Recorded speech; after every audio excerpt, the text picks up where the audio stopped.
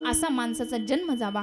त्याच्यामुळे सांगतात की हे बघा कीर्ती सगळ्याचीच आहे, पण कीर्ती कशी असावी, चांगली असावी, है की नाही. आता दुसऱ्या चरणामध्ये साधं सोपं आपल्याला सांगितलंय की हे बघा उपवास पारणे, है की नाही. साधं सोपं सांगितलं की उपवास केलेले आहेत बाबा. मग उपवास कशाला म्हणायचं आहे की नाही, थोडं थोडं समजून घ्यायचं आपल्याला, है की नाही.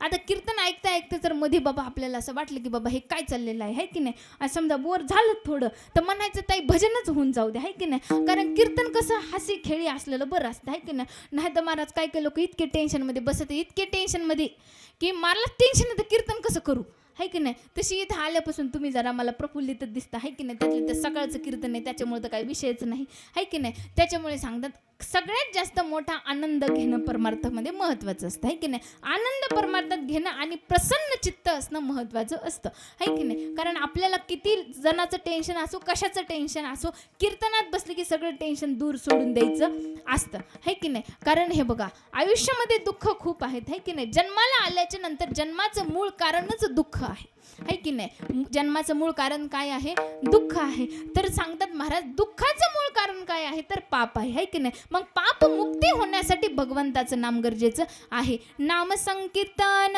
साधन पै सोपे, जळतील पापे जन्मांतरीची, जळतील पापे जन्मांतरीची, जळतील पापे जन्मांतरीचे, जळतील पापे जन्मांतरीचे.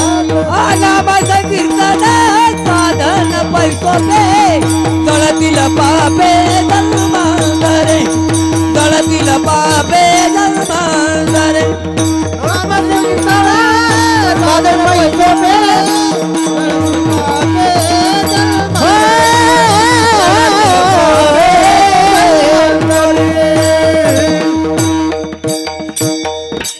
हे बघा साधं सांगितलं की नामस्मरण जर केलं आणि प्रसन्न चित्तानं केलं तर ते सगळ्यात जास्त महत्त्वाचं ठरणार आहे. म्हणून प्रसन्न चित्त होऊन कधी कीर्तनात बसायचं आहे. सांगितलं आमच्या पूर्वजांनी उपवास केले, पारणे केले, तेव्हा आमच्या वाटेला ही पुण्याई आलेली आहे. आता उपवास कशाला म्हणायचं, हे बघा आपण किती उपवास धरतो, आहे की नाही. आपला रोज एका दिवसाचं एक देव आहे की नाही. सोमवारचा वेगळा, मंगळवारचा वेगळा, बुधवारचा वेगळा, गुरुवारचा वेगळा, आहे की नाही. एकादशी वेगळी, चतुर्थी वेगळी, आहे की नाही. आपण इतके उपवास करतो, पण खऱ्या अर्थानं फक्त एक एकादशी जरी केली तरी सगळ्या व्रताचं पुण्य लागत असतं. त्याच्यामुळे हे बघा साधं सोपं सांगतात कंठी मिरवा तुळशी आणि व्रत करा एकादशी, है की नाही. कंठी असावी गळ्यामध्ये, है की नाही. परमार्थिक माणसाच्या गळ्यामध्ये माळ असावी, है की नाही. आता असं असतं की एखाद्या परमार्थिक लोकांच्या दारात जरी केलं तरी घराची कळा अंगण सांगत असते बरं का. त्याच्यामुळे परमार्थिक लोकांच्या दारातच हे होत असतं. म्हणून आज खरमाटे बाबा म्हणजेच खरमाटे गुरुजींच्या दारात हे होत आहे. याचा अर्थ असा आहे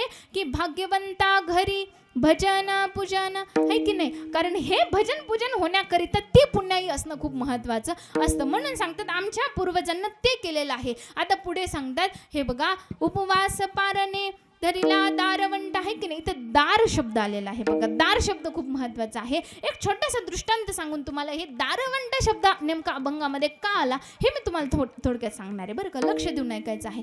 तेव्हा सांगितलं की जेव्हा प्रभू रामचंद्रांचा राज्याभिषेक व्हायचा होता, राज्याभिषेक व्हायचा खरा, परंतु राज्याभिषेक व्हायचं म्हणून कैकेयीला असं वाटायला लागलं. सगळी कथा आपल्याला रामायण थोडक्यात माहीत आहे. कशा प्रकारे मंथरेच्या बुद्धीमध्ये कली आला आणि कलीनं प्रवेश करून कशा प्रकारे कैकेयीला फसवण्याचं काम केलं. कैकेयीनं दशरथ राजासमोर 2 अटी मांडल्या, आहे की नाही. सगळी कथा आपल्याला माहीत आहे.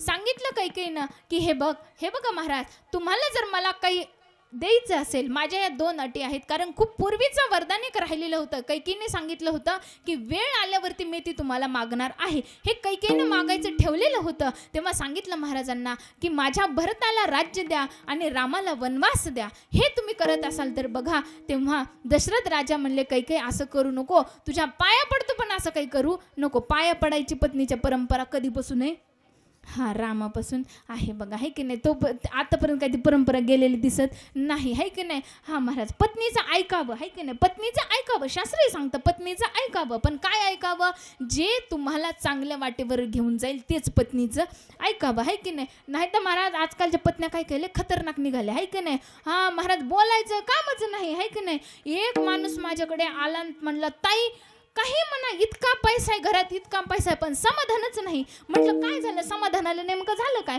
तो म्हणला पैसा कमवून दारात येतो आणि दारात आलं की बायाचं असं तोंड सुरू होतंय की गपच बसत नाही, इतकी बडबड करते हाय का नाही, इतकी म्हातारी बडबड करते की सुखच नाही हाय का नाही. मग आता म्हणलं कायच करा बाबा हाय का नाही. पत्नी अशा निघाल्या, पतीचं ऐकूनच घेत नाही महाराज हाय का नाही. इथल्या आशा नाही बरं का, लय गुणाच्या दिसायला तोंडावरून हाय का नाही, लयच गुणाच्या हाय का नाही, इथल्या आशा नाही हाय का नाही. हा महाराज सांगतात की पत्नी अशा खतरनाक निघाल्या, अशा खतरनाक बरं का. एकदा काय झालं, पत्नीनं काय केलं, असा सुंदर एके दिवशी आहे की नाही स्वयंपाक केला आहे की नाही. एक तर तिला काही येत नव्हती बोंब पाडता आहे की नाही. आजकालच्यांना लय कमी पत्न्यांना स्वयंपाक येतं आहे की नाही, लय कमी ना. हां तुमच्यासारखे सुगरणी आता जन्मालाच येणार आहे की नाही. हां आमच्या पिढीला तरी तुमच्यामुळं काहीतरी आहे बाबा की करा आहे की नाही, नाही तर अवघड आहे. आता ती अशी पत्नी होती महाराज, अशी पत्नी होती की तिला स्वयंपाकच येत नव्हता. नवरा एके दिवशी लाडात म्हणला, होय ग तू आत्तापर्यंत माझ्यासाठी काहीच कधी खायला बनवलं नाहीस आहे की नाही, जरा बनव की काहीतरी माझ्यासाठी. आता ती म्हणली काय बनव, म्हणली खिचडी बनवते खिचडी आहे की नाही. तिला येत होती तेवढीच खिचडी बोंब पाडता आहे की नाही. ती म्हणली खिचडी बनवते, म्हणले बरं बनव खिचडी. तिने बनवली खिचडी. आता खिचडीचा असा घमघमाट सुटला. आता तो म्हणला माझी बायको जशी देखणी तशी गुणातही गुणवानच आहे बघा आहे की नाही. पहिल्यांदा स्वयंपाक केला पण काय घमघमाट सुटलाय आहे की नाही, लयच घमघमाट. आता आणली खिचडी तिनं, मांडली प्लेटीत आणि मांडली समोर मांडली अशी. नवऱ्यानं पहिला घास घेतला की पहिलाच घासायला लागला खडा. आता असा खडा लागला, दाताखाली वाचला. त्याला इतका राग आला, एक तर पहिल्यांदा बोंब पाडली तर नीट पाडली नाही आहे की नाही. तो इतका रागात आला, मोठ्यानं तनतनच करायला लागला. अरे पहिल्यांदा बोंब पाडली, दोन डोळे दिले देवानं, साधा एक खडा दिसत नाही का. आता ती पत्नी तेवढ्याच जोमात म्हणली, मला 2 डोळे दिलेत ते जाऊ द्या, पण देवानं तुम्हाला 32 दात दिलेत, एक साधा खडा चावत नाही का. विठ्ठल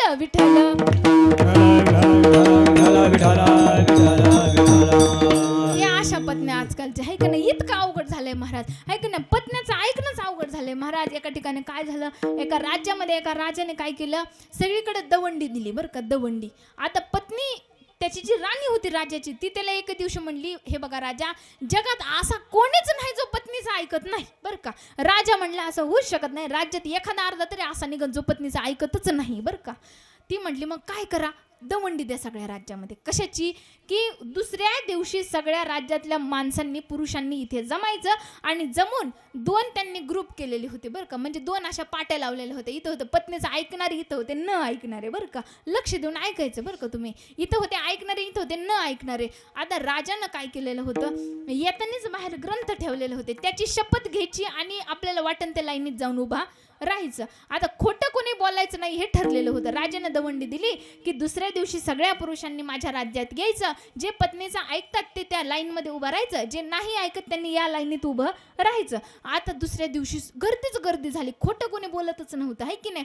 पत्नीचं ऐकणाऱ्याच्या लाईनमध्ये भरमसाठ गर्दीच लागली, उभाच राहायला जागा नाही, इतकी गर्दी लागली बरं का. कोणात, पत्नीचं ऐकणाऱ्यामध्ये. आणि पत्नीचं न ऐकणाऱ्यामध्ये एकच माणूस उभा होता. किती, एकच माणूस उभा होतं. कशात, पत्नीचं न ऐकणाऱ्यामध्ये आहे की नाही. आता राजाला वाटलं मला माझ्या राणीचं ऐकावं लागतंय, मी काही निर्णय घेताना माझ्या राणीचा सल्ला घेतोय, मी सुद्धा माझ्या राणीचं ऐकतोय. हा कोण बहादर आहे की पत्नीचं ऐकतच नाही. त्यानं बोलून घेतलं त्याला, म्हणलं का रे बाबा तू कसं कायच पत्नीचं काही ऐकत नाही. त्यानं सांगितलं महाराज तुम्हाला वाटतं तसं काहीच नाही, माझ्या पत्नीनं घरून येताना सांगितलंय गर्दीत घुसायचं नाही. विठ्ठल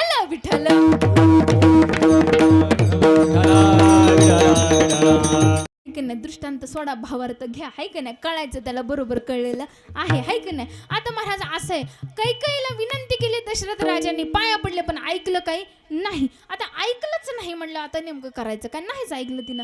आता शेवटी आता हा संदेश जो होता प्रभू रामचंद्राला द्यायचा होता, दशरथांनी सांगितलं की हे बघ कैकेयी, मी काही हे माझ्या रामाला सांगू शकत नाही, मला हे सांगताच येणार नाही. तू काय कर, कोणाच्या तरी हातून रामाला ही खबर पोहोचव की त्याला वनवासाला जायचं आहे. आता जेव्हा प्रभू रामचंद्राकडे जायचं होतं तेव्हा 14 दारं तिथे होती.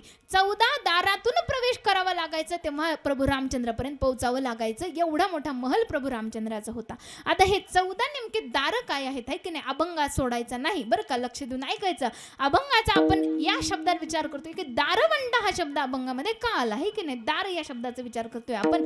तेव्हा सांगितलं 14 दारं होती प्रभू रामचंद्रापर्यंत पोहोचायची. मग ही 14 दारं कोणती? त्याच्यातली 7 जी होती ती पाप पुण्याची होती आणि 7 जी होती ती होती काम, क्रोध, लोभ, मत्सर, मोह या सगळ्यांची मायेची मिळून ही 7 दारं होती.